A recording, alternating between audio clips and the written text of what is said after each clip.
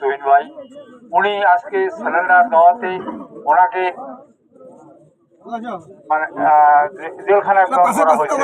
যাই হোক, আমরা এটা প্রতিবাদ জানাই এবং আমরা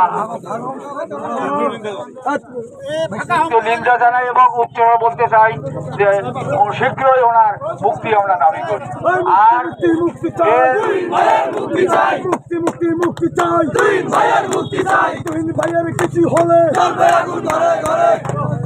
আর পরিশেষে আরেকটা আমি কথা বলি যে আগামীতে উনি এই ডোমারডিমলায় উনি নির্বাচন করবে, যেহেতু বাংলাদেশে প্রতিটি জায়গায় জাতীয়তাবাদী দলের একটা জোয়ার চলছে, সেহেতু অবস্থায় আমাদের ডোমারডিমলায় কিছু একটা গোষ্ঠী আর কি কিছু হিংসা করতেছে। তো আমি একটা উপন্যাসের গল্প বলি ছোটে।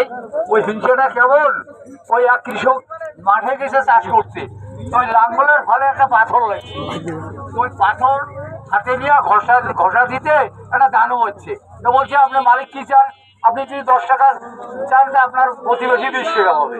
তো হিংসা কৃষক তো বলছে না না না এটা আমার লাগবে না, আমি 10 টাকা পাবো কষ্ট করে পাথর হয়ে, আর আমার প্রতিবেশী 20 টাকা, এর দরকার নেই। ও পাথর নিয়ে বাড়িতে রাখছে, বাড়িতে ওনার বউকে বলছে পাথর যাতে ঘষা না লাগে। তো মহিলা মানুষ উনি যখন কাজে যাচ্ছে, মহিলা মানুষ পাথর বাইর করে ঘষাচ্ছে, তো তারও পাচ্ছে। তো মালিক কি চান, তাহলে কি চাই, ভাঙা ঘরে আছি, একতলা বাড়ি হোক। একতলা বাড়ি হয়ে গেছে, পাশের বাড়িতে দেওয়া হয়ে গেছে। এখন কৃষক মাঠ থেকে এসে দেখে যে আরে আমার বাড়ি কোথায় গেল, চারুপাশে দোতলা বাড়ি, একতলা বাড়ি তো খুঁজি পায় না। পরে বহু কষ্ট খুঁজি পাওয়ার পর ওনার বউকে বলছে যে কি করছো, বলে পাথর ঘষা দিছি। ধরালো পাথর, পাথর ঘষা দিছে জানোবাসী। মালিক কি চান, যে আমার একটা চোখ কানা করি, তার পাশের বাড়ি 2টা হবে। এই কিছু সংখ্যক লোক এই ডোমারডিমলায় একটা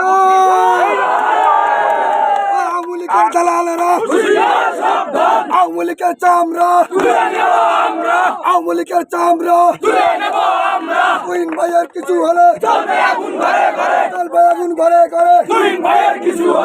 তো যাই হোক, আপনারা এই হিংসার মানে কোনো কথায় কান দেবেন না।